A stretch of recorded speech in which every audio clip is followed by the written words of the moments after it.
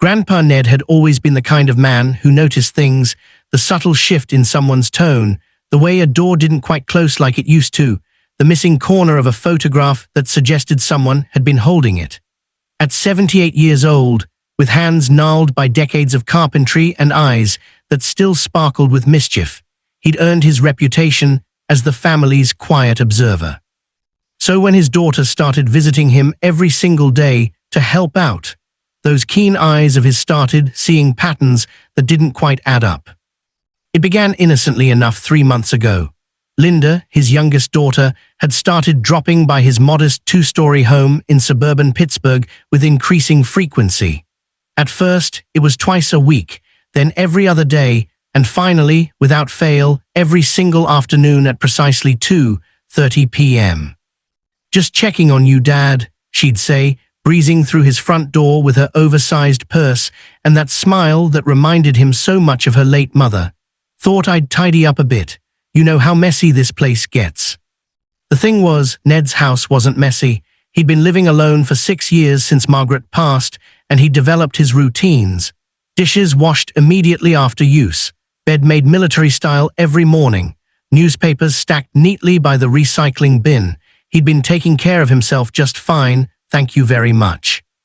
But Linda insisted on cleaning, flitting from room to room with her feather duster, rearranging his carefully organized shelves, and spending an unusually long time in the kitchen.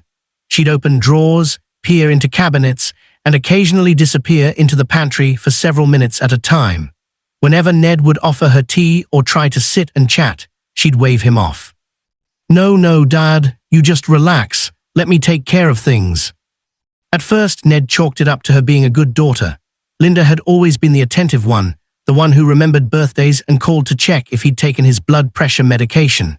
But as the weeks wore on, something nagged at him. It was the way she'd pause mid-dusting, tilting her head as if listening for something. The way her eyes would dart toward his antique cookie jar on the counter, the one Margaret had cherished, the ceramic one shaped like a cheerful grandmother with rosy cheeks. Then Ned started noticing other things. Small things that individually meant nothing, but collectively painted a troubling picture. His spare key, which he kept in the kitchen junk drawer, had been moved. He found it buried under old receipts instead of in its usual spot atop the takeout menus. The floorboard in his bedroom, the loose one that creaked like a rusty gate, had fresh scuff marks around it. And most peculiar of all, his cookie jar seemed lighter each time Linda left. Ned wasn't a suspicious man by nature, but he wasn't a fool either. Something was going on, and his daughter's increasingly nervous energy whenever she visited only confirmed his growing unease. One evening, after Linda had left following another marathon cleaning session, Ned sat in his worn leather recliner and really thought about it. His son Robert had been dropping hints at Sunday dinners about money troubles in the family. His other daughter, Susan, had mentioned something about Linda's husband, Tom, having problems at work. And there was that phone call he'd accidentally overheard 3 weeks ago when Linda thought he'd gone to the basement, her voice tight and stressed, saying something about needing more time and finding a way to come up with it. That night, Ned made a decision. He called his grandson, Danny, who worked in IT security. "Danny boy, I need a favor, and I need you to keep it between us." "Sure thing, Grandpa, what's up?" "I need one of those hidden camera doohickeys, the kind that looks like something else." There was a pause. "Grandpa, is everything okay?" Ned sighed. "Honestly, I don't know. That's what I'm trying to find out." 3 days later, Danny arrived with a small package. Inside was a smoke detector with a built-in camera that could stream directly to an app on Ned's smartphone, a device he'd only recently learned to use beyond making calls. "It's motion-activated," Danny explained, installing it in the corner of the kitchen where it had a perfect view of the entire room. "You'll get alerts on your phone whenever it detects movement. The footage saves to a cloud, and you can watch it anytime." "You're a good kid, Danny. Don't tell your mother about this yet." Danny raised an eyebrow but nodded. "Your call, Grandpa." The next day, Ned made sure to be out of the house during Linda's usual visiting time. He told her he had a doctor's appointment, a white lie that made his stomach turn, but necessary.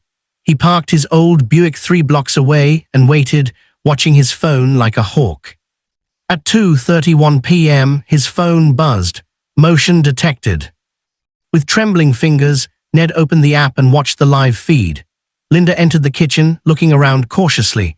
She went straight to the cookie jar, Margaret's beloved cookie jar, and lifted the lid. Ned's heart sank as he watched his daughter reach inside, but instead of taking something out, she pulled a thick envelope from her purse and stuffed it inside the jar. Then she replaced the lid, adjusted it carefully, and spent the next 20 minutes genuinely cleaning the kitchen before leaving. Ned sat in his car, stunned. She wasn't taking something, she was hiding something. His mind raced through possibilities, each darker than the last. Was it drugs? Was she involved in something illegal? Was someone threatening her? The protective father in him warred with the confused old man who suddenly felt very alone. He forced himself to wait another hour before returning home. Once inside, he went straight to the cookie jar with shaking hands. He lifted the ceramic grandmother's head and peered inside. There, nestled among a few actual cookies he kept there, was a manila envelope, stuffed full. Ned pulled it out and opened it, his breath caught in his throat. Money, stacks and stacks of cash, all in 20s and 50s. He counted it quickly, nearly $7,000. His first instinct was panic. Where had Linda gotten this kind of cash? Was she in trouble? Was someone using her as a mule? But as he stared at the money, another detail caught his eye. A small piece of paper had fallen out with the cash. He picked it up and recognized Linda's handwriting immediately. Week 12, $650. Total, $6,890. Need $13,110 more by spring. Please let this work, please. Ned's hands trembled as he read and reread the note. What needed to work? What did she need over $20,000 for? He spent a sleepless night wrestling with what to do. Confront her, call the police, pretend he'd seen nothing. Every option felt wrong. The next day, Linda arrived as scheduled. Ned watched from his recliner as she went through her usual routine. Constantly moving, never quite settling. When she headed to the kitchen, he followed. Linda, honey, we need to talk. She froze halfway to the cookie jar. Dad, I'm just cleaning. I know about the money, Ned said softly. The color drained from Linda's face. She looked at him, then at the cookie jar, then back at him. Her eyes filled with tears, and suddenly his 52-year-old daughter looked like a scared child caught doing something wrong.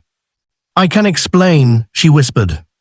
I hope so, sweetheart, because I've been worried sick. Linda sank into one of the kitchen chairs and put her face in her hands. When she finally looked up, tears were streaming down her cheeks. It's for Sarah, she said, her voice breaking. Sarah, Ned's 13-year-old granddaughter, Linda's youngest child. What about Sarah? Is she sick? Is something wrong? Linda shook her head, wiping at her tears. No, nothing like that. Dad, she's talented, really talented. She got accepted to the Philadelphia Youth Ballet Academy. It's this incredible opportunity, the kind that could change her life. She could dance professionally, maybe even make it to a major company someday. Ned sat down across from his daughter, trying to understand. That's wonderful, but the money. The program costs $22,000 a year, not including costumes, travel, living expenses since it's residential. Our insurance doesn't cover any of it. Tom's been out of work for 8 months. We've already drained our savings.